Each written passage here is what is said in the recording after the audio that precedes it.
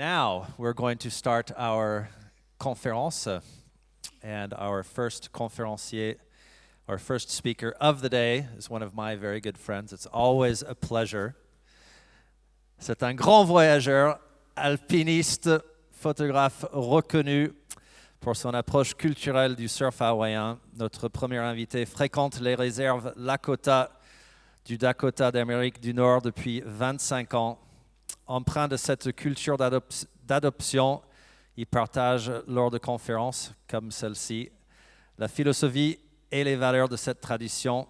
Sa première intervention au Surf Summit en 2015 était une grande réussite. Et j'étais là et j'ai vachement apprécié, mais tu le sais, mais je le redis.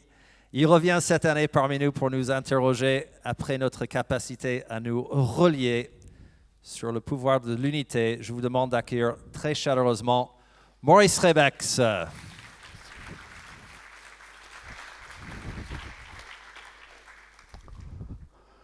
Bonjour à toutes, bonjour à tous. On m'avait dit que j'interviendrais devant un parterre de businesswomen et de businessmen endurcis. Et je vois que la plupart d'entre vous sont des jeunes gens qui s'apprêtent à bouffer la vie. Et c'est parfait comme ça. Peut-être un petit mot pour les amis techniciens. Le son, ça vous convient ? Ok. A priori, il n'écoute pas. Donc s'il n'écoute pas, c'est que ça lui convient. En 2015, j'étais ici et je vous disais « Mitakuye Oyasin ». Je vous faisais un petit cours d'initiation à la langue des Lakota, ceux qu'on appelait les Sioux, et qui sont les Lakota, ceux qu'on appelait les Navajos, et qui sont les Diné, ceux qu'on appelait les Ojibwe, et qui sont les Anishinaabe, ceux d'avant, ceux grâce auxquels nous sommes là. Sans eux, sans les chasseurs-cueilleurs, nos ancêtres communs, nous ne serions pas là. Mitakuye Oyasin, ça se traduit le plus facilement par « nous sommes tous reliés ». Ça n'est donc pas l'incantation d'un sorcier, c'est le résultat de l'observation d'un scientifique. Les peuples de la nature ont passé leur temps à ça, observer la nature. Et l'observation de la nature les a amenés à cette conclusion. Nous sommes tous reliés. Pour ceux d'entre vous qui n'étaient pas là, un rapide cours de rattrapage. Nous sommes tous reliés, mais par quoi alors ? Nous sommes tous reliés par la vie. Nous sommes toutes et tous ici les détenteurs de cette vie. Mina Chinke, ma vie. Ou si vous préférez, comme disait le grand chaman blanc, tout est vibration. Le grand chaman blanc, celui qui avait compris, comme les Indiens, que nos cheveux sont nos antennes. Du coup, sur toutes ces photos, il est hirsute. Albert Einstein, tout est vibration. Mon corps, les milliards d'atomes qu'il constitue, vibration. Nous sommes tous reliés par la vie. Nous sommes tous reliés par un passé commun. Tous ici, est-ce que quelqu'un possède un sang d'une couleur différente que le rouge ? Personne. Tout le monde a le sang rouge, quelles que soient les variations de nos épidermes, la couleur de notre passeport. Tout le monde a le sang rouge, le liquide vital à l'intérieur de nous, rouge. Et pourquoi c'est important qu'il soit rouge ? Bien parce que c'est une information fondamentale qui nous dit que cette couleur, elle est pigmentée par la présence du fer. À l'intérieur du corps humain, il y a du fer. Et la présence de ce minéral dans notre corps est la preuve, l'évidence scientifique que nous provenons des étoiles. Nous avons tous ce passé commun, nous sommes tous les enfants des étoiles. Si vous avez un doute, allez vérifier, je ne citerai pas le nom d'un GAFA, mais allez vérifier sur Internet, tapez pas chaman indien, tapez Steve Hawking. Nous sommes tous les enfants des étoiles. reliés par le passé. Et puis reliés par le présent, nous sommes tous chauffés et éclairés par le même feu, le grand feu qui brûle dans le ciel. C'est lui qui nous chauffe, c'est lui qui nous éclaire. Sans lui,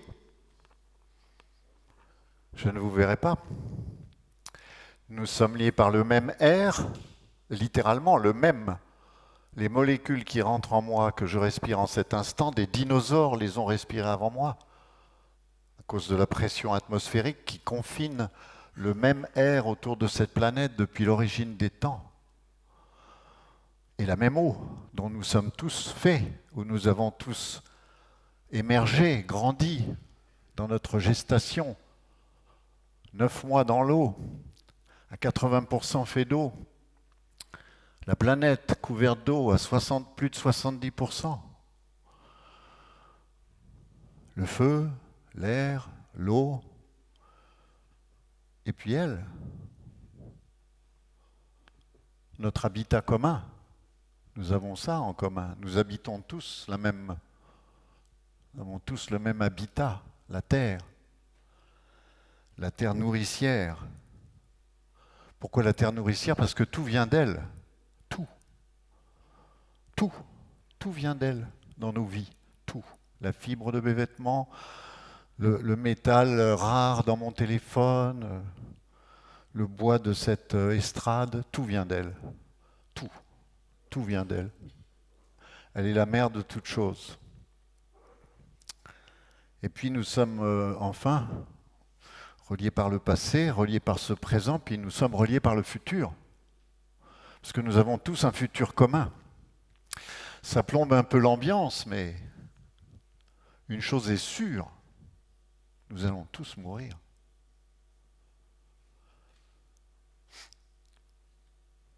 Et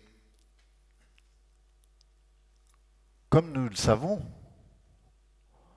nous sommes ces animaux particuliers, même si certaines propagandes veulent nous faire oublier que nous sommes des animaux dans l'ordre des animaux. Mais il y a toujours quelques instants dans la journée où l'animalité en nous devient une évidence. Et comme nous sommes ces animaux particuliers qui connaissent leur finitude, alors nous sommes ces animaux métaphysiques. Nous sommes des animaux métaphysiques. En 2015, je vous disais, Mita Kuye Oyasin, nous sommes tous reliés. Et prolongeant la propagation de la langue des Lakota, aujourd'hui je viens vous dire Ochoka Wanji. Ochoka Wanji. Ochoka, cercle.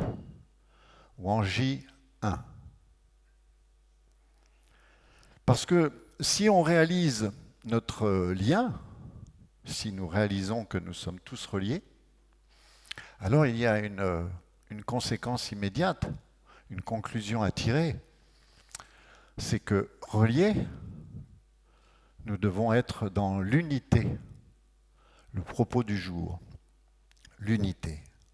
Les Lakota disent « tout est un ». Et dans les voix de l'Orient, certains disent ça aussi. Tout est un. Et nous, les Occidentaux, notre science a créé une catégorie qui n'existait pas quand j'étais petit garçon, il y a très longtemps, le vivant. Ça fait désormais partie de notre vocabulaire, nous disons le vivant. C'est-à-dire la reconnaissance que tout ce qui vit appartient au même ensemble. Et en pays Lakota, quand on n'a pas peur des mots, on dit à la même famille, la famille du vivant. Les termes mêmes que nous utilisons, l'univers, étymologiquement, l'univers, ça veut dire qui verse, univers, qui verse dans la même direction. L'univers, c'est tout ce qui verse dans la même direction. Et aujourd'hui, nous versons tous dans une direction commune, qui est le grand questionnement. La question qui pointe, la question qui lève. 2015-2019, 4 ans ont passé, Et dans ces 4 années, nous sommes passés de ça à ça.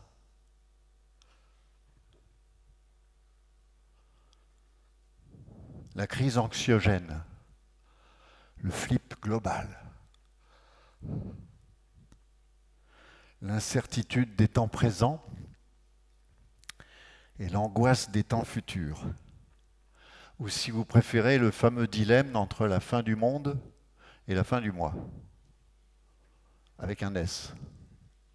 La fin du mois sans S, on y reviendra dans un instant. Et dans cet inconnu, imprévu, parce que le monde occidental n'avait pas prévu, on avait prévu. Soudain, dans cet imprévu, dans cette incertitude, dans cet inconnu, viennent les tensions, apparaissent les colères, menacent les paniques et se génèrent les haines, c'est-à-dire les facteurs de désunion. Et en même temps, cette angoisse, c'est une réalité totalement virtuelle. Couper la télé, cesser de regarder l'ordinateur, aller marcher sur la plage, à jeun le matin, avec le soleil qui se lève au-dessus des pins. Elle est où la fin du monde? Les Lakota savent une chose de la réalité, ce qu'on appelle la réalité. La réalité, c'est ce qu'on projette. Et d'une certaine façon, cette angoisse des temps futurs, cette interrogation sur la fin du monde, c'est un luxe de privilégié.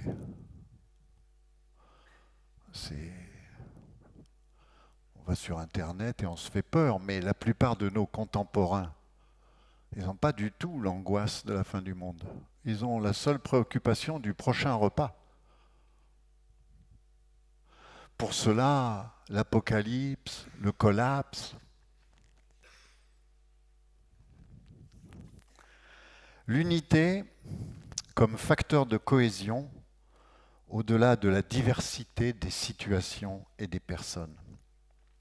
L'unité que j'évoque, et qui en fin de compte est une unité spirituelle, ça n'est pas l'unanimisme bélant, ça n'est pas le robinet d'eau tiède, et ça n'est pas le plus petit dénominateur commun. Qu'est-ce qu'on a en commun, vous et moi? On a la même canette, d'aluminium avec un peu d'eau dedans. Non, au contraire. La valeur de l'unité, c'est comment trouver de la convergence tout en respectant les divergences. Et pour ça, c'est assez simple. Et ça vaut dans la vie des entreprises comme des personnes. Pour créer l'unité, il faut trouver les valeurs, non pas seulement communes, mais suprêmes. Les valeurs suprêmes. Alors c'est quoi une valeur suprême? J'en ai découvert une en allant dans la grande surface près de chez moi à Anglette. Ne répétez pas que ça m'arrive d'aller dans des grandes surfaces. Ne le répétez à personne, c'est très mal vu par les temps qui courent. Mais ça m'arrive. J'irai me confesser de ça auprès des tenants de la pureté environnementale. Et donc, en me rendant à cette grande surface, il se trouve qu'un jour, c'était le jour de la banque alimentaire. Et donc, il y a un petit monsieur, sans doute retraité, un peu âgé, qui est là avec son caddie, où il y a déjà quelques paquets posés, puis il me demande si... Alors, il me tend une liste et un sac en plastique. Recyclable, on va dire ça comme ça. Et volontiers, comme vous, comme chacun d'entre nous, j'acquiesce. Je me dis, puis là je rentre dans le magasin, puis j'ai comme un bon feeling, parce que je vais faire le bien. Je me souviens même que le paquet de pâtes, en le prenant, j'ai eu le flash des gens qui allaient manger chaud un soir, ou peut-être sans ce paquet-là, ils n'auraient pas mangé ou pas mangé chaud. Je deviens un bienfaiteur de l'humanité. À peu de frais, hein, le paquet de pâtes, c'est pas très cher. Une fois que j'ai fini de remplir mon sac, je retourne à l'entrée et je le tends à ce monsieur. Et on se serre la main avec un bon sourire. On est complices. Tous les deux, on vient de consacrer gratuitement à l'autre qu'on ne connaît pas. Je ne sais pas qui a mangé ces pâtes. Je ne les ai jamais vues. Ces personnes, cette personne ou ces personnes. Et donc, ce monsieur et moi, nous voilà en train de partager une valeur, l'altruisme, ou un genre d'altruisme, et une valeur suprême. Et alors? Et alors? Et alors, sur le plan électoral, ce monsieur et moi, est-ce que on glisse le même bulletin dans l'urne? C'est pas sûr, pas du tout sûr. Allez savoir.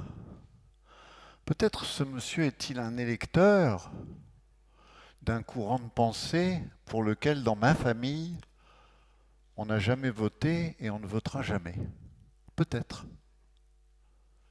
Et pourtant, lui et moi, dans notre communauté de vie, nous avons trouvé un lien, un biais par lequel nous avons créé l'unité. Parce que nous avons trouvé une valeur qui est au-dessus de ce qui éventuellement nous divise ou nous sépare. C'est un exemple un peu trivial. Alors du coup, j'ai un autre exemple, un peu moins trivial. Mon père a connu, au cours de sa vie, un moment de sa vie où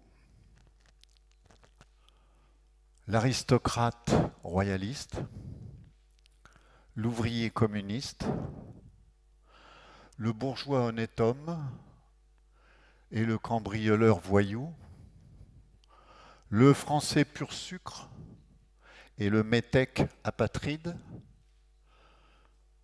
appartenaient au même réseau. Que de différence entre eux. Mais eux aussi avaient trouvé la valeur suprême, qui dans ces temps-là s'appelait la résistance.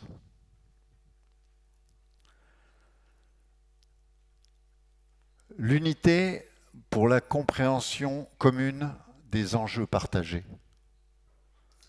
C'est-à-dire quand ce qui nous rassemble prévaut sur tout ce qui nous divise. Dans ces temps anxiogènes,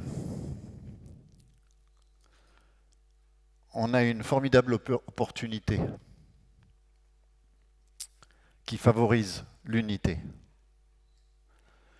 La crise est une chance? Oui, la crise est une chance. Elle nous invite à faire face aux défis ensemble, puisque la menace est commune. Et puis, l'unité, c'est le principe de la masse critique. L'unité, quand nous sommes unis, suffisamment nombreux à être unis, pas besoin d'allumer de cocktail Molotov. Il n'y a pas besoin de mettre le feu aux Fouquettes. Pas besoin. Tu passes ton chemin devant certains produits et les cours en bourse chutent. Nous cessons d'utiliser Internet un jour par semaine. Un jour par semaine. Juste la moitié des utilisateurs. Juste la moitié des utilisateurs. Pour Facebook, la moitié des utilisateurs, c'est 1 milliard de personnes. Un jour par semaine, je fais grève. Eh bien, tu es en train de changer les CGU des GAFA, les conditions générales d'utilisation. Grâce à quoi? Grâce à l'unité. En plus, de nos jours, on peut la créer avec eux. Formidable. Il suffit de créer l'événement sur Facebook, il suffit de créer l'événement Facebook. Pas de Facebook le dimanche. Formidable. Plus profondément, ce que les Lakota retiennent, ont compris de l'unité, c'est que l'unité, c'est être ensemble. Être ensemble pour de bon. Nous sommes 7,7 milliards d'êtres humaines et humains. C'était le chiffre hier. Avec un peu de chance, ça ne va pas trop bouger aujourd'hui, un peu quand même. Et au sein de cette immense population, il y a les civilisés et puis les sauvages. Aujourd'hui, on n'utilise plus trop le mot, mais... Et les civilisés ont considéré les sauvages comme ayant des croyances et comme étant des superstitieux. Et puis voilà soudain que on se tourne vers les sauvages en se demandant s'ils ne seraient pas parfois un peu détenteurs de quelque chose qui pourrait nous sauver. Et on réalise que les croyants et les superstitieux, c'était nous. Et qu'eux étaient simplement les détenteurs d'une science. Mes amis Lakota, dans les réserves, c'est pas tout à fait comme dans Hollywood, ils sont les détenteurs d'une science. Et particulièrement eux, leur histoire récente leur a donné tous les coups de tampon sur le diplôme de cette science. Ils ont la science de la survie. Comment fait-on pour se prolonger dans le futur, malgré tous les obstacles? Nous avions des croyances et des superstitions. Une de nos croyances, c'était le progrès. Le progrès, le progrès. Un genre de gargarisme. Le progrès, le progrès, le progrès. Ça allait toujours progresser. On pourrait toujours la gratter, on pourrait toujours puiser à l'intérieur, on allait progresser. C'était une croyance. Et une de nos superstitions, c'était de considérer que nous sommes une espèce supérieure. Ça, c'était une de nos superstitions. Nous sommes une espèce supérieure. En ce moment, sur cette planète, accrochez-vous bien, il y a, en ce moment même, où je vous parle, qui grouille, qui marche, qui se transporte, qui s'agite, qui travaille, qui œuvre 10 millions de milliards, 10 millions de milliards de fourmis. Pensez un peu si nous sommes une espèce supérieure. Que ces 10 millions de milliards de fourmis disparaissent, et par voie de conséquence, réaction en chaîne, nous sommes balayés. En tant qu'espèce, terminé. Pensez-vous que la disparition de l'espèce humaine va affecter énormément ces 10 millions de milliards de fourmis? La réponse est non. Des deux, laquelle est l'espèce supérieure?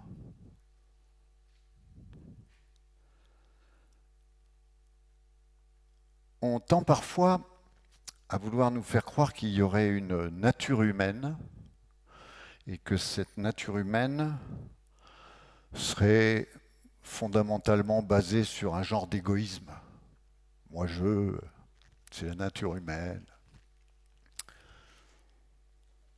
Mais ça n'est pas vrai. Ça n'est pas vrai. Ce qui est vrai, c'est que nous sommes des animaux grégaires. Nous sommes des animaux qui sont faits pour vivre ensemble. Et parce que nous sommes faits pour vivre ensemble, nous avons reçu, l'évolution nous a fourni un don qui s'appelle l'empathie. Et ce don nous permet de vivre ensemble sans sortir le casse-tête et de constituer des communautés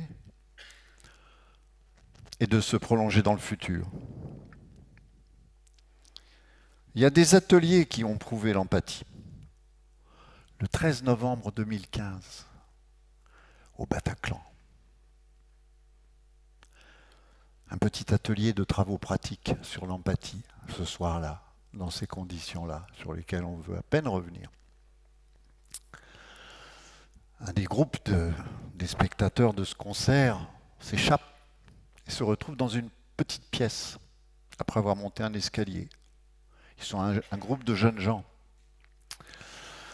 Et ils réalisent, après avoir bloqué la porte, posé du mobilier, et la menace est là, elle est sonore, les coups de feu, les cris. C'est leur instinct de survie tout entier qui est à l'éveil, l'adrénaline qui court dans leurs veines. Et une des personnes dans cette pièce réalise qu'il y a une trappe au plafond. On soulève la trappe et cette trappe donne sous la verrière de verre qui est donc les combles du théâtre. Un cran plus loin, pouvoir mettre un peu plus de distance entre eux et la menace. Et donc ils décident tous d'utiliser cette trappe pour passer sous la verrière. Et c'est ce qu'ils font les uns après les autres. Et les premiers qui sont arrivés aident les autres à monter. Ils ne partent pas en courant pour aller plus loin. Non, non, ils sont déjà un peu plus en sécurité, mais ils aident les autres à monter. Et dans le groupe des gens qui attendent, il y a une petite jeune fille aux formes généreuses. Et cette petite jeune fille, elle tente de monter. Mais ça ne lui est pas facile. Et dans cet effort, elle devient nerveuse et elle se dit, elle redoute l'agacement. Sous la pression de mort sous laquelle ils et elles sont tous dans cette pièce, elle redoute de commencer à entendre l'agacement et la nervosité de ceux qui s'impatientent et qui veulent s'échapper. Et puis non, pas du tout. Et là, on n'est pas un test dans des conditions. Non, non, on est dans le dur. Pas du tout. Elle entend des jeunes gens qui lui disent « Vas-y, tu vas y arriver. Vas-y, t'inquiète pas. » Elle sent des mains sous ses pieds, sous ses chaussures qui l'élèvent. Et dit-elle, elle sent même deux mains qui se posent sur ses fesses, généreuses, pour la pousser et l'aider. Et elle y est arrivée. Et c'est à mettre cette empathie, ce moment d'empathie fondamentale, est à mettre au crédit de Bobo parisien. Et ça tombe très bien. Parce que nous avons aussi ça, nous avons les expressions du rejet. Oh, c'est pas très méchant, hein, les bobos parisiens. J'entends ça souvent. Personnellement, ils me sont sympathiques. Ils sont jeunes, ils boivent des coups en terrasse. Où est le problème ?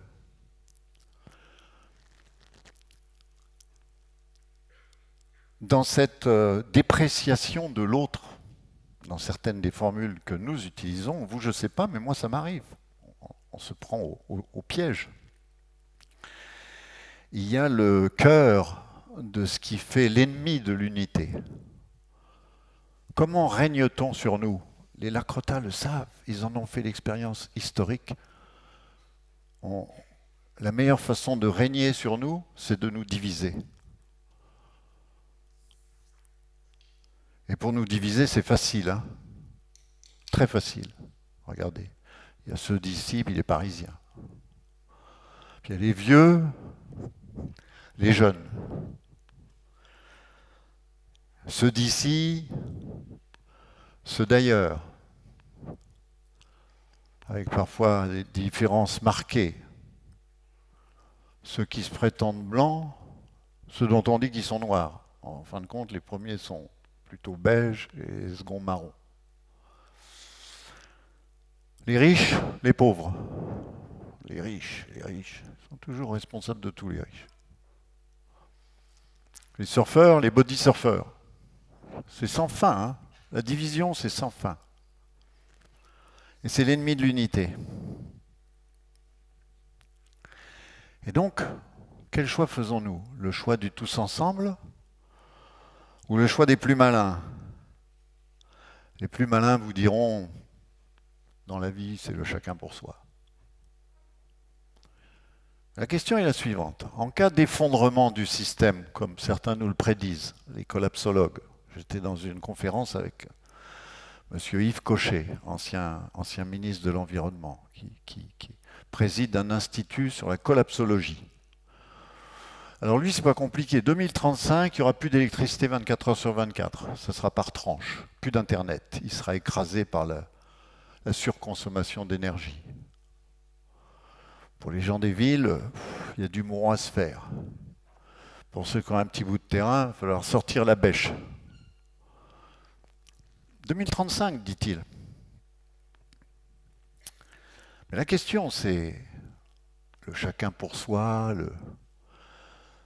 les 1%, les fameux 1% les plus riches de la planète. Vous pensez que c'est les mieux équipés pour l'effondrement?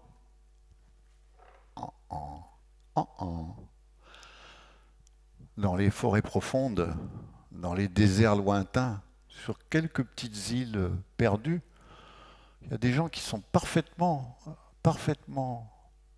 prêts, adaptés à l'effondrement du système. Pas grande différence pour eux. Au cœur de l'Amazonie dont on parle,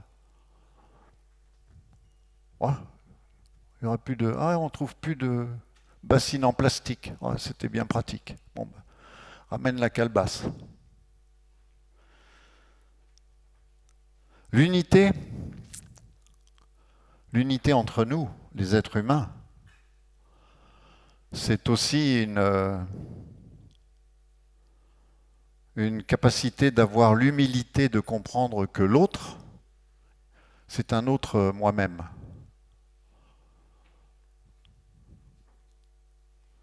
Et du coup, oui, éviter la fin du monde, c'est d'une certaine façon parvenir à la fin du moi, sans S. C'est la fin du tout à l'ego qui nous caractérise. Chez les Lakota, je est une grossièreté. Encore aujourd'hui. La seule chose qui compte, c'est nous. Ça s'appelle la compréhension tribale. Nous. Nous. Dans les temps anciens, pour parler de moi, je vous aurais dit, celui qui vous parle vous dit que, pour éviter de dire je.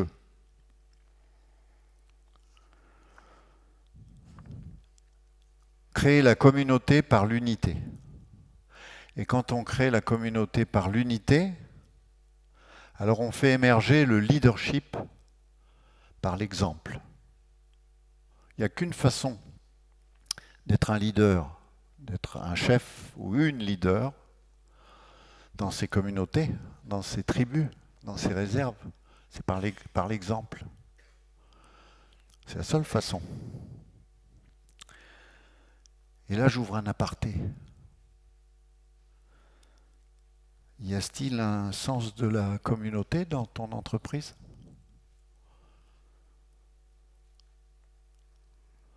Les dirigeantes, dirigeants qui l'amènent,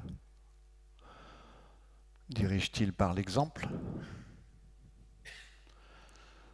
Vos entreprises traversent le doute et vos employés connaissent la crainte.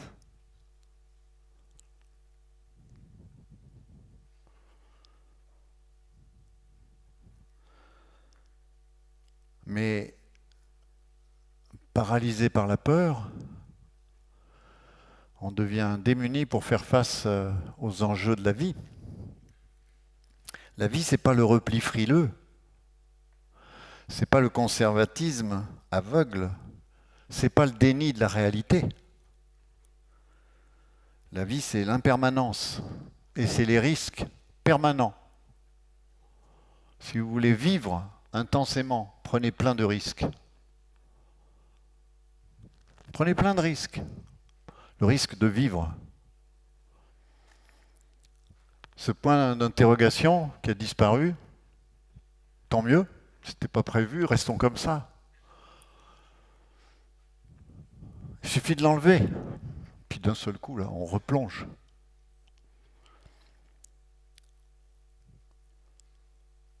Avec le sens de l'unité dans vos entreprises, c'est fini les DRH. Fini les DRH. Dave, tu penses qu'il y en a dans la salle ou... Bon, alors, fini les DRH, vive les DRH. Oui, oui, on garde le logo, pas besoin de changer la plaque sur la porte, pas besoin de changer les cartes de visite, on garde le logo, DRH. Mais c'est plus les ressources humaines. D'ailleurs, on s'en rend bien compte, les ressources humaines.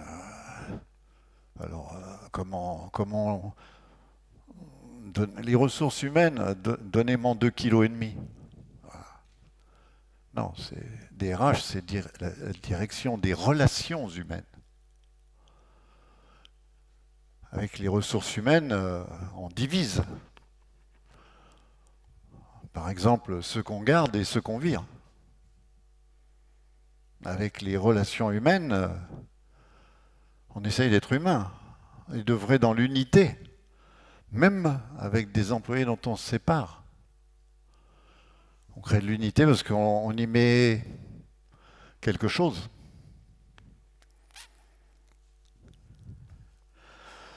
Pour ces questions-là, moi, j'ai pas de solution. Aucune. Aucune solution. Et des fois, c'est bien les gens qui ont... Moi, parfois, je mets la radio, j'entends des conversations, j'ai aucune opinion. Aucune. Je ne peux pas dire si je suis d'accord, si je ne suis pas d'accord. Je ne sais pas. Je ne connais pas. Je n'ai pas assez d'informations. La vie des entreprises de l'Eurocima, je suis inapte à commenter quoi que ce soit. Mais ce que je sais, c'est que c'est important de mettre un mot sur les choses. Je sais que c'est important de poser les diagnostics. En 2009, mon oncologue, qui j'envoie un petit salut, quand je le vois, ces temps-ci, mon oncologue, une fois par an, je rentre dans son bureau, je le regarde, je dis « Alors docteur, comment ça va ?» Je dis « Alors, c'est à moi de vous demander ça. » En 2009, mon oncologue, il m'a pas dit « Monsieur Rebex, vous inquiétez pas, ça va aller, c'est rien, vous en faites pas. » Non, non. Il m'a dit « Adénocarcinome, métastase. » Boum. Le goût du vrai. Le goût du vrai. Ça crée de l'unité, la vérité entre nous. La plus grande des unités, de toutes les unités, la vérité entre nous. Je vais prendre l'exemple du surf. Dave, il écoute d'un seul coup, il tend l'oreille. Les valeurs originelles du surf, j'ai connu les pionniers du surf. Walter Hoffman, Rabbit Kekai, les pionniers. J'ai eu cette chance. Des vieux messieurs, parfois des dames âgées, avec les valeurs originelles, c'est-à-dire la liberté, l'indépendance. Ceux qui vivaient à Sunset Beach, puis quand il n'y avait pas de vagues, ils allaient chercher des homards dans des trous, où ils allaient voler 2-3 poules de l'autre côté de la rue, ils allaient cuire ça sur la plage, la liberté, l'indépendance. Carpe diem,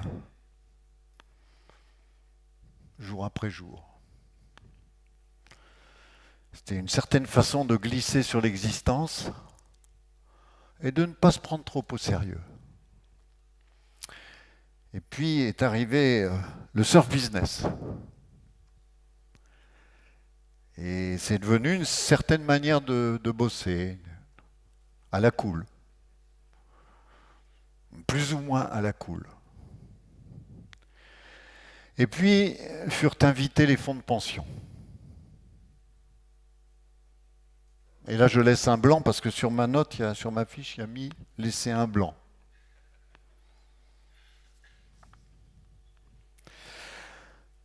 L'unité, la quête de l'unité, c'est pour les individus comme pour les communautés, le goût de la cohérence. Le goût de la cohérence. Je vais prendre un exemple. Le dérèglement climatique. Le dérèglement climatique, là, ça nous chauffe, là, ça nous... Hein, alors les responsables, ils sont où? Qu'on puisse pointer le doigt vers eux, voire même leur passer la corde au cou, faire leur procès. Moi, je suis prêt. Hein. Je suis prêt à dénoncer les responsables du dérèglement climatique. Je suis prêt. Le problème, c'est que j'en connais un.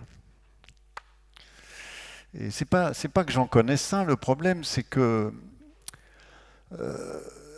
c'est ma salle de bain. C'est-à-dire, c'est pas ma salle de bain, mais c'est que dans ma salle de bain, il y a une vasque. Non, c'est-à-dire, c'est pas la vasque. Le problème, c'est au-dessus de la vasque, il y a un miroir. Et donc tous les matins, je me retrouve avec ce responsable du dérèglement climatique en face de moi. Et c'est comme une façon de me dire, règle d'abord la question avec lui, puis après tu verras pour les autres, pour ceux que tu veux pendre ou mettre en procès ou condamner. La cohérence. La cohérence. Nous, les Occidentaux, la cohérence. Sur les réseaux sociaux, j'ai un ami qui est un farouche, les écolos farouches, la dernière génération, les radicaux. Alors des fois, du coup, les échanges, c'est... Moi, je suis ça de... Ouh. On se dit qu'il vaut mieux que ça soit sur Internet de loin, parce que sinon, s'ils étaient en présence les uns des autres, puisqu'ils s'écrivent, oui... Par exemple, lui, les mangeurs de viande, il appelle ça les carnistes. Tout de suite, on réalise que ça rigole pas. Mais quand ils sont arrivés à 50 000 caractères, j'exagère un peu, mettons 15 000 caractères d'échange, cette conversation sur Facebook, ça produit combien de CO2 au bout du compte, ça? La cohérence.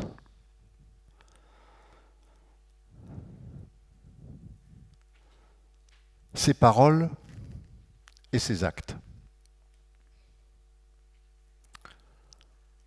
Et j'ai eu le privilège de connaître M. Chouinard, Yvon Chouinard, un grand alpiniste de l'époque du Yosemite, qui est le fondateur, lui et sa femme, parce que derrière tous ces mecs-là, il y a toujours... d'une compagnie dont je ne citerai pas le nom, vous la connaissez, la plupart d'entre vous, la cohérence. La cohérence, ça sert aussi à s'inscrire dans la durée. Ses paroles et ses actes. L'unité, enfin, c'est une valeur qui nous ramène à une dimension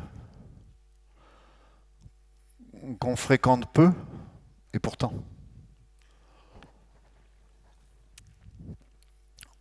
Et on va lâcher le mot, le gros mot, une dimension spirituelle. Mais pourtant, ça ne devrait pas nous surprendre, nous les Français. Tous nos édifices, tous nos bâtiments publics, liberté, égalité, fraternité. Alors aujourd'hui, ça fait un gros chantier pour aller retailler, mais alors aujourd'hui, sororité / fraternité. Ça, c'est pas simplement une fraternité, la fraternité humaine. C'est pas simplement une valeur civique ou politique ou sociale. La fraternité, c'est plus que ça. Mais l'unité, c'est du même ordre. L'unité, c'est une valeur qui nous invite tous, toutes et tous, à pratiquer une chose peu pratiquée dans le monde occidental, l'humilité. L'humilité. Le point d'interrogation a disparu, mais qu'on le fasse revenir, boum, d'un seul coup, hein, vous avez vu?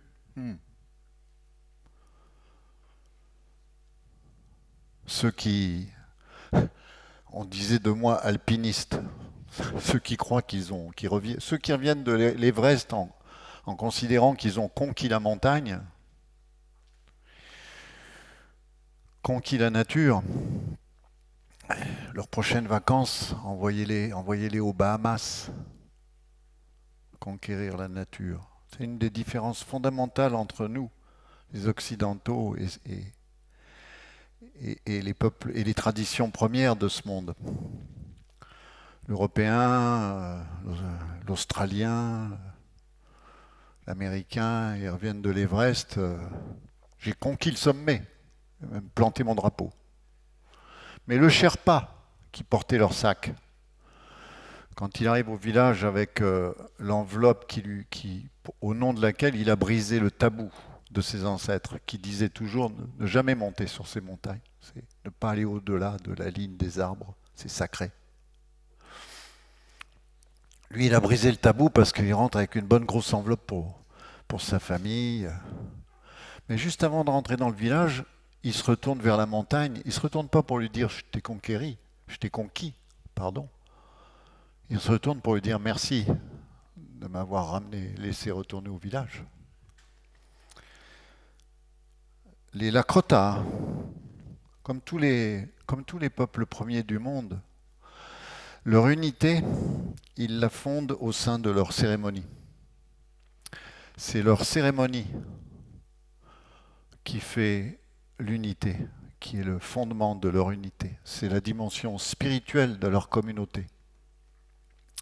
Je vois parmi nous des amis surfeurs qui ont connu les occasions où ils vont en mer pour faire un cercle, plein d'émotions. Parfois jeter des fleurs dans l'eau. Parfois, on ouvre un récipient, on verse des cendres. Ils ont connu la cérémonie. Ils savent comment ça les a impactés. Et en disant ça, mon doigt touche les perles d'un objet qui appartient à des cérémonies. Et que j'ai mis pour qu'il m'influence dans les quelques mots que je partage avec vous. La compréhension spirituelle du monde où le doute disparaît, où la réalité revient sous sa vraie forme,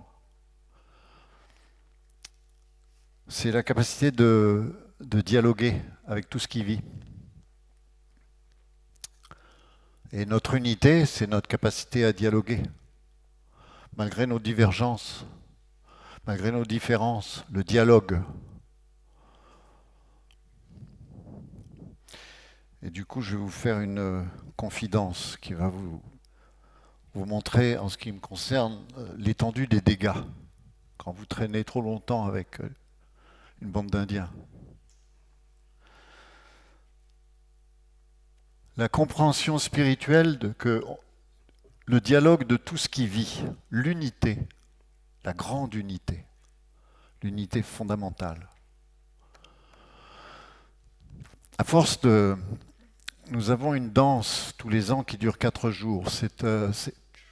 Pour eux, c'est une université. Pour moi, c'est un centre de rééducation.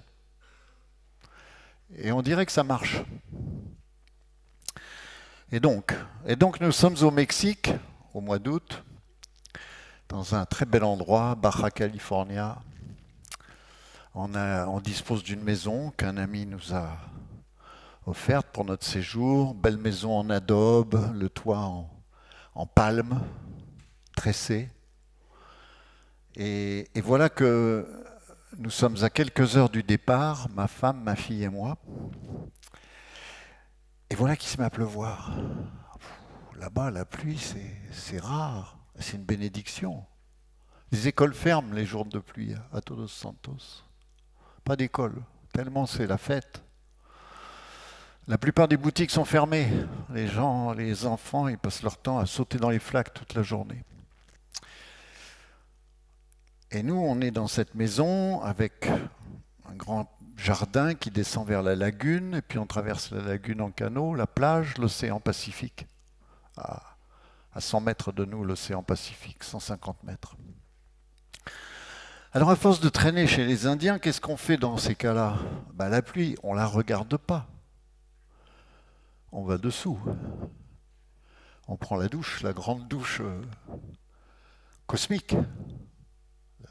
En d'autres termes, le chamanisme, le vrai, là, pas besoin d'aller sur Internet et de payer des 1000 et des 100 pour des séminaires. Non. En board short sous la pluie. Et puis du coup, comme il y a le sentiment qu'on s'en va bientôt, il y a tout ce qui vit autour de moi.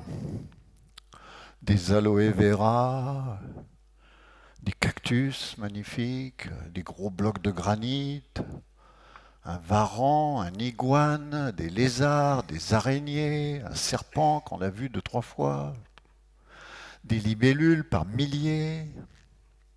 Et je suis sous la douche dans le jardin. Et au bout d'un moment, ma femme vient à la fenêtre, elle regarde, elle voit qu'il n'y a personne dans le jardin, à part moi, pense-t-elle.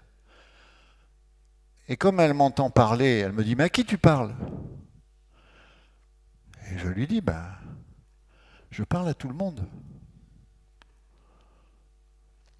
Et je ne m'attends pas à ce moment-là à ce que le gros galet de granit comprenne les mots que je suis en train de lui dire.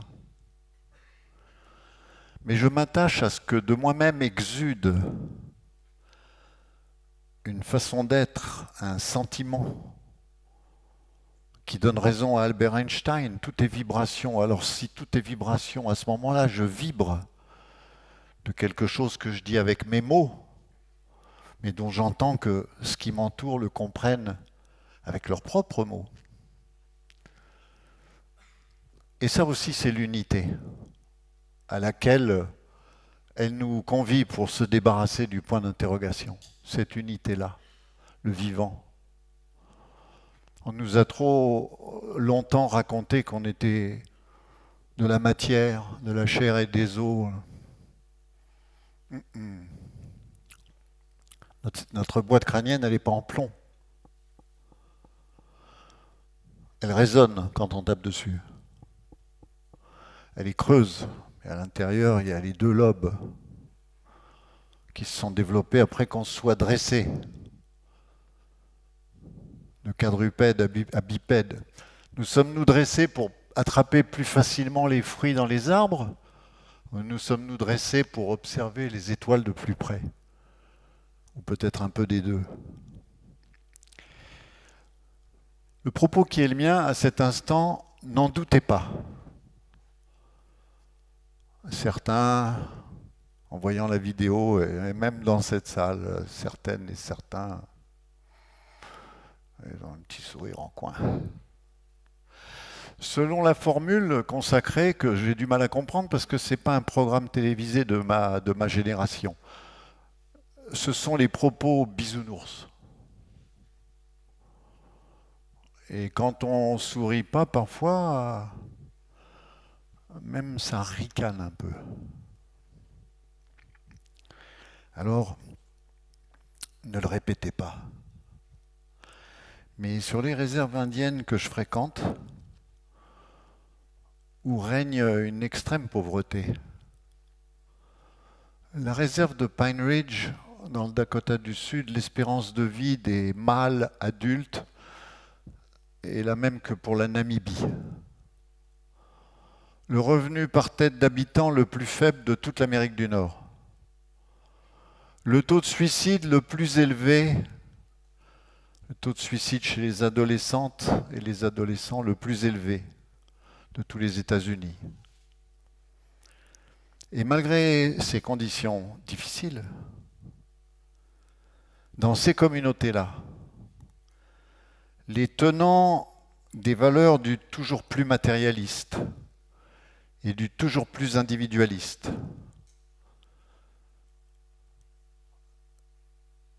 ceux qui se définissent comme ça, ils font pitié. Ils font pitié. Même avec des 4x4 rutilants, même en voyageant en business, même avec tous les avantages, ils font pitié. Ils se sont exclus du sentiment d'unité avec le grand tout. Ils sont passés à côté du sentiment d'appartenance, qui est un cadeau de vie. À 100 mètres d'ici, s'enfoncer dans la forêt au milieu des pins, sentir le moelleux du sol parce que les aiguilles sont tombées, vérifier que personne nous voit, que personne nous écoute et dire « How ?»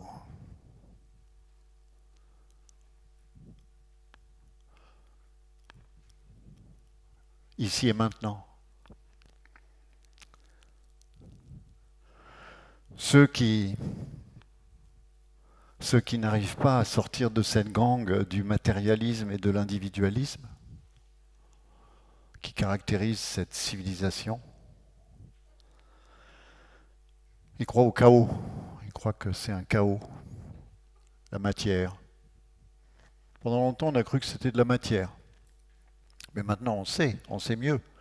Par exemple, on sait que le magma qui est au cœur de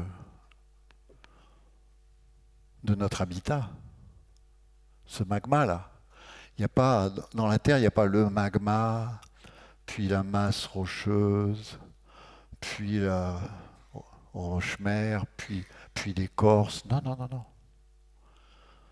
Le grand magma à l'intérieur, il se déplace d'une plaque continentale vers une autre. Et au bout du compte, à quoi ça fait penser? Ça fait penser quand au bout de 7 mois, de temps en temps, on voit pointer oh, il a sorti son coude. Oh, il a poussé du genou. Pareil. De la matière.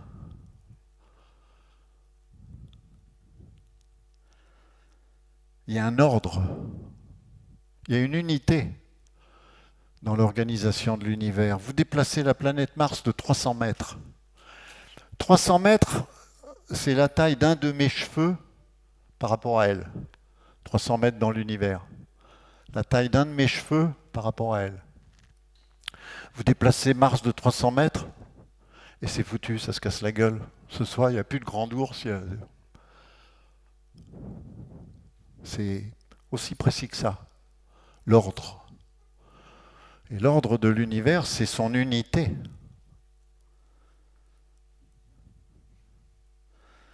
L'unité qui fait que les arbres, les plantes, se soignent les uns les autres.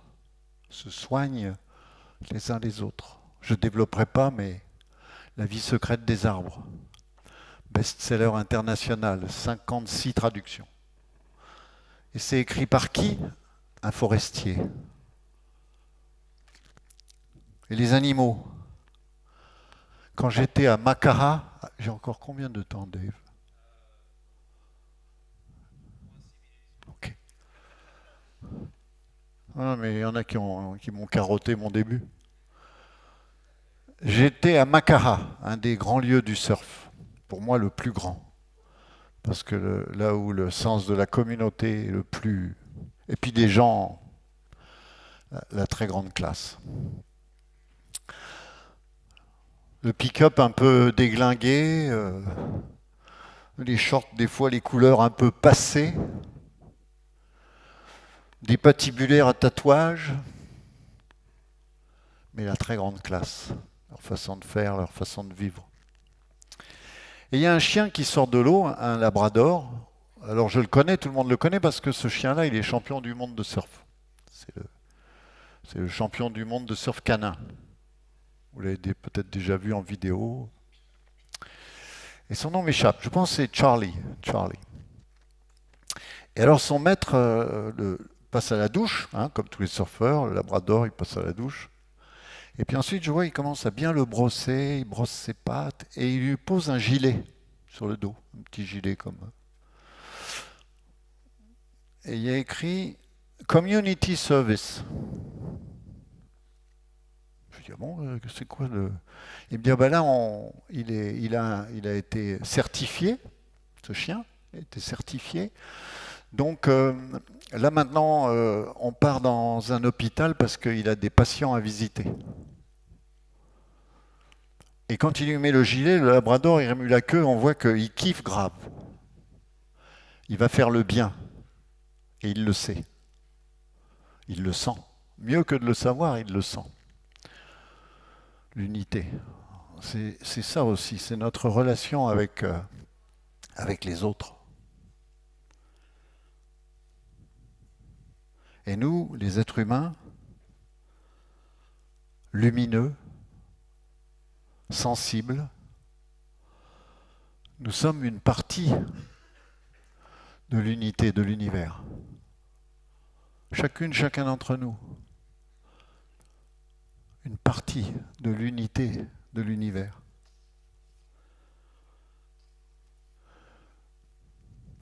Si on fait revenir le point d'interrogation, on avait dit 2 diapos, il n'arrête pas.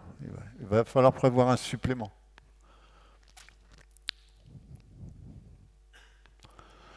Chez Lacrota, tout le monde le sait, il se passe le mot de temps en temps. On veut vexer personne, mais il n'y a que l'homme blanc pour croire qu'il va détruire la planète. Il n'y a que lui pour se la péter à ce point-là. Détruire la planète.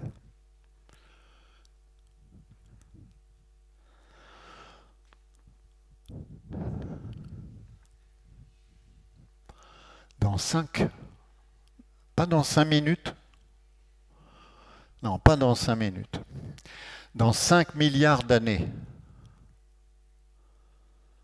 la Voie lactée, notre galaxie, va rentrer en collision avec Andromède. Et quand 2 galaxies rentrent en collision, il n'y a pas besoin de faire un constat. Elles se rencontrent, elles se mettent à danser ensemble. Et qu'est-ce qu'elles font, les galaxies qui rentrent en collision? Elles font l'unité. Au bout d'un moment, elles n'en font plus qu'une. C'est cette unité-là que je voulais évoquer avec vous. Tout ce qui nous rassemble au-delà de ce qui nous divise. Les enjeux qui nous font face, nous n'y parviendrons que rassemblés. Et même, c'est formidablement intéressant parce que ce sont des enjeux, pas pour les Français, pas pour les Landais, pas pour les Français, pas pour les Européens, pas pour les Occidentaux. C'est un défi pour l'espèce. Et du coup, c'est un défi qui nous dit, sommes-nous capables de nous comporter comme une espèce? Pouvons-nous retrouver le lien perdu qui crée cette unité, qui nous dit à tous, nous sommes d'abord et avant tout les êtres humains?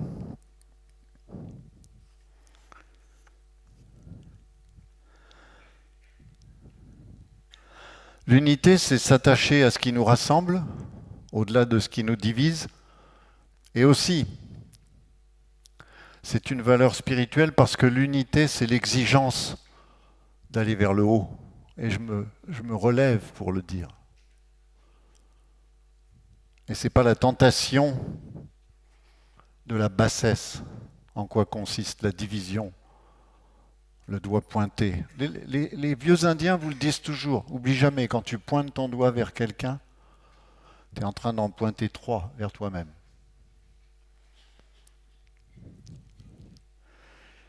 Et enfin, l'unité comme capacité de se rassembler au-delà de ce qui nous divise.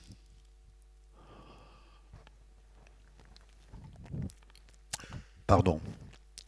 L'unité comme le désir d'une exigence qui nous emmène vers le haut plutôt que nous tirer vers le bas. Et puis l'unité comme un goût de la paix en soi-même. La paix en soi sans laquelle aucune unité n'est possible. Et pour conclure et vous remercier de votre attention, puisque ce propos se faisait sous l'influence d'une culture qui m'a décolonisé. Mes amis indiens, ils utilisent cette formule, souvent, quand les gens leur font des réflexions qui manquent de sens de l'unité. Ils leur disent « Decolonize your mind », décolonise ton esprit. notre esprit colonisé par la division. Colonisé par la division. Quand tu vois une plaque 75 et que tu dis, ah, les Parisiens, colonisé. Colonisé. D'abord, peut-être cette plaque 75, c'est le véhicule de quelqu'un dont les arrière-grands-parents étaient bergers avec des échasses, dans ces forêts même. Oh, toi, t'es arrivé il y a 50 ans. On ne sait jamais. Décoloniser nos esprits.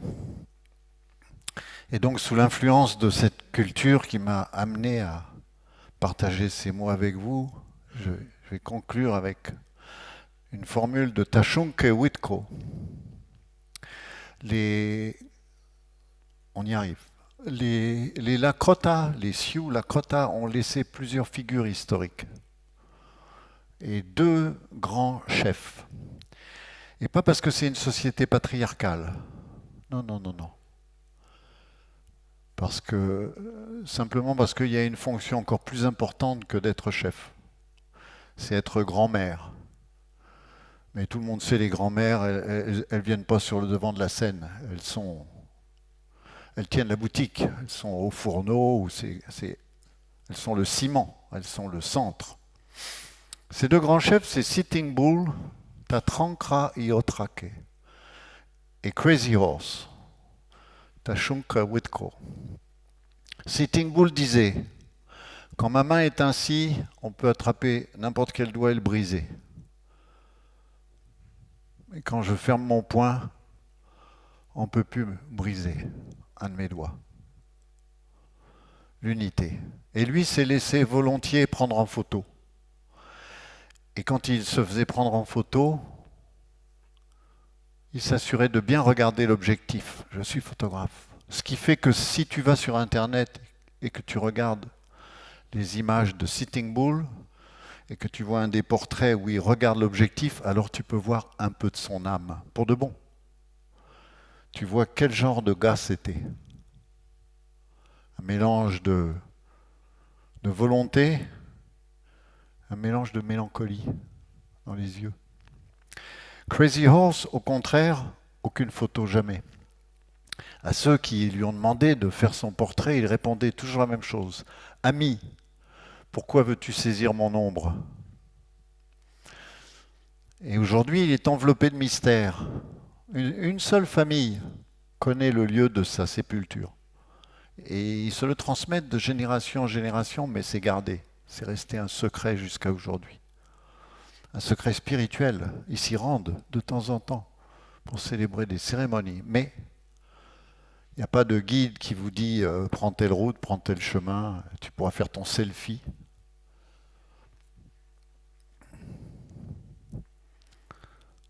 Ça aussi, ces comportements. Je reprends 30 secondes. Il y a 3 semaines, 2 semaines, 3 semaines, j'étais avec Raoni. Passé plusieurs jours dans sa proximité. On déjeunait ensemble, un petit groupe avec ses amis amazoniens, d'autres Indiens, une Indienne Ponca que j'accompagnais. Et à un moment donné, je vois que Raoni il prépare sa pipe et il va sur la petite terrasse en bois sur les bords de la Garonne à Bordeaux. Et là, j'ai compris que j'avais un créneau. Alors j'ai emprunté un cigarillo, je ne l'ai pas emprunté d'ailleurs, puisque je l'ai fait, et puis j'ai été sur la terrasse. Et du coup, j'ai pas de selfie avec Raoni, même si quelqu'un a gentiment pris une photo, mais j'ai pas de selfie avec Raoni, j'ai pas d'autographe de Raoni. Mais j'ai fumé le tabac avec lui. Notre tabac sacré que l'homme blanc a décidé de vilifier parce qu'il n'a pas su s'en servir et qu'il en a abusé. Le tabac, c'est la parfaite illustration de la différence entre les sauvages et les civilisés. Chez les sauvages, le tabac, c'est une plante sacrée, avec un pouvoir. Vous le mettez sur vos cicatrices, ça vous soigne, par exemple. Et chez nous, comme on en a abusé et qu'on l'a trempé dans toutes sortes de saloperies, alors au lieu de se regarder dans la glace en se disant vraiment, au lieu de s'excuser auprès du tabac, pour l'avoir déshonoré, pour pour lui avoir retiré sa dignité? Non, non, au contraire, on dit c'est lui qui... c'est pas bon, c'est mauvais, vilaine plante. Tashunka Witko, Crazy Horse, il a laissé aucune trace. Mais il a laissé des paroles. Et un jour, certains l'ont entendu déclarer: je regarde la lumière dans tes yeux.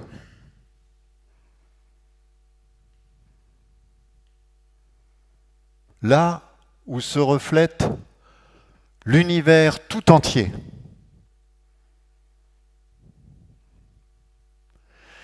Et quand tu te tiens ainsi en paix, au centre de toi-même, et que je me tiens moi-même en ce même endroit, à l'intérieur de moi, alors nous ne sommes qu'un. Mita Koyo Yasin, merci beaucoup.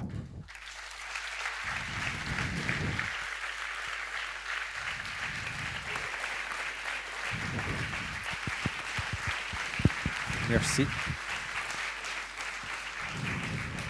Merci beaucoup, Maurice. Bon, c'est vrai qu'on a commencé avec un tout petit peu de retard. Normalement, on devrait déjà être en train d'enchaîner avec la deuxième conférence de la journée, mais Maurice a posé beaucoup de questions. Il a répondu à beaucoup de ces questions et il nous a dit que les autres questions qu'il a posées, surtout sur l'industrie de la glisse, il n'avait pas forcément les bonnes réponses, même pas de réponse du tout. Mais si vous avez des questions pour Maurice auxquelles vous pensez qu'il pourrait répondre, on prendra quand même une ou deux parce que c'est comme ça qu'on fait des conférences. Dave. Bonjour, bonjour Maurice, merci. Egunon, Egunon. Adishkidea, merci pour cette intervention, c'est très touchant, tu es habité par ton sujet, ça fait plaisir. C'est très inspirant. Moi j'avais une question parce que tu parles beaucoup d'unité, c'est le maître mot de ta conférence, de ton intervention. Et c'est vrai que dans notre monde moderne, c'est un autre paradigme, c'est celui de la liberté. La liberté individuelle, le libéralisme. Je voulais savoir si pour toi, ce paradigme de liberté, de libéralisme est compatible avec l'unité, ou est-ce que finalement, pour aller vers l'unité, il faut changer complètement de paradigme? Est-ce que je ne sais pas si je suis clair. Est-ce qu'avec ce monde, avec notre modèle, est-ce qu'on peut aller vers l'unité, ou est-ce que finalement, il faut changer vraiment de vision, quoi? Alors, d'abord, je m'excuse, j'avais oublié le micro, donc je me suis mis à hurler Egunon, alors que dans cette langue-là, il vaut mieux dire Egunon. Parce qu'il y a aussi des cultures qui se caractérisent par l'unité d'un certain calme. Alors toi, tu es très clair, mais je réalise que pour te répondre, c'est pas très clair ici, là.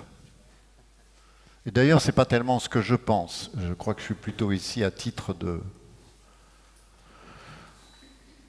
porte-parole, c'est un grand mot, mais bon. La liberté, dans les traditions autochtones, toutes, chez les Maoris de Nouvelle-Zélande, chez les Inuits du Groenland, chez les Bushmen du Kalahari, chez les Tibétains, chez les Lakota. La liberté, c'est la liberté d'être responsable. À la liberté est associée immédiatement la notion de responsabilité. Et donc la liberté, ce n'est pas un droit. La liberté, c'est les devoirs. Ce qui rend libre, ce n'est pas de jouir d'un droit. Ce qui rend libre, c'est de se plier aux devoirs. Ça serait ça ma réponse à ta question. Et donc pour nous, les changements de paradigme, c'est sûr qu'il y a un chantier pour changer la civilisation dominante. Quand on dit l'homme blanc, Alors, on vous me dira, oui, mais alors, regarde, les Chinois, ils sont, la majorité. Oui, mais les Chinois veulent devenir des Blancs comme les autres. Donc, changer le paradigme, je ne sais pas, mais je sais que changer une génération arrive qui peut tout changer en une génération. Et on a des exemples récents. Hashtag MeToo. Et le monde a changé. Hashtag MeToo. Hashtag MeToo, ça veut dire au patriarcat, goodbye. On revient à l'origine du monde. Parce qu'une part du paradigme d'aujourd'hui, c'est de considérer que c'est les vieillards barbus, comme même certains dieux sont incarnés, comme des vieillards barbus au front plissé, sévères, et qui vous dictent votre conduite. Et puis les femmes, fallait pas manger la pomme. En terre indienne, quand grand-mère a parlé, même les chefs à bonnet de plumes qui descendent jusqu'au sol, hein, de mes yeux j'ai vu, quand grand-mère a parlé. Donc, changement de paradigme, moi je dirais changement de génération. En une génération, le monde peut changer. C'est un peu comme les plaques tectoniques. On ne se rend pas compte, ça pousse, puis d'un seul coup, crac, ça vient de bouger. Donc les civilisations, c'est pareil. Bon, ça serait ça ma réponse. Mais la liberté, c'est une responsabilité. Être libre, quand on est libre sur la plage, on est libre de laisser ses poubelles après son pique-nique, on est libre. Mais quand on fait ça, on n'exerce pas sa liberté. On exerce sa liberté quand on laisse aucune trace. Là, on est libre.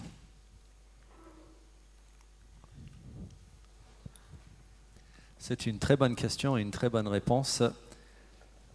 Est-ce qu'on a le temps pour une dernière, s'il y en a?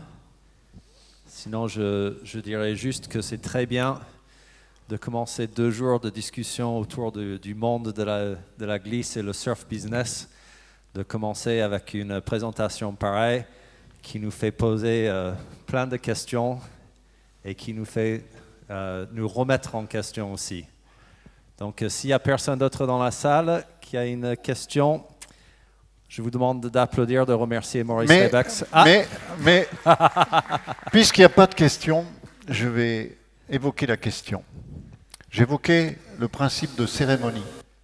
Et j'évoquais des cérémonies auxquelles il vous arrive de pouvoir participer.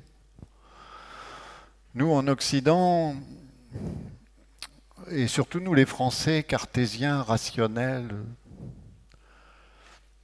cérémonie, on confond le spirituel et le religieux.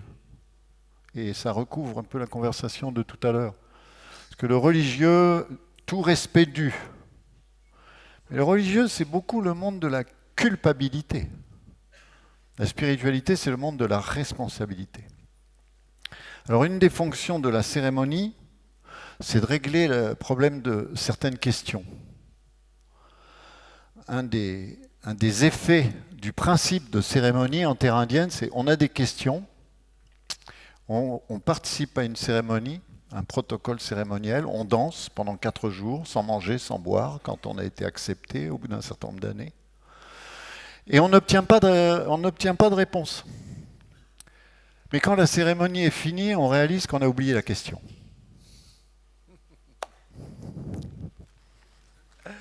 Parfait. Au nom de la tribu surf et de la grande famille de la glisse, Monsieur Maurice Rebex, merci beaucoup. Merci.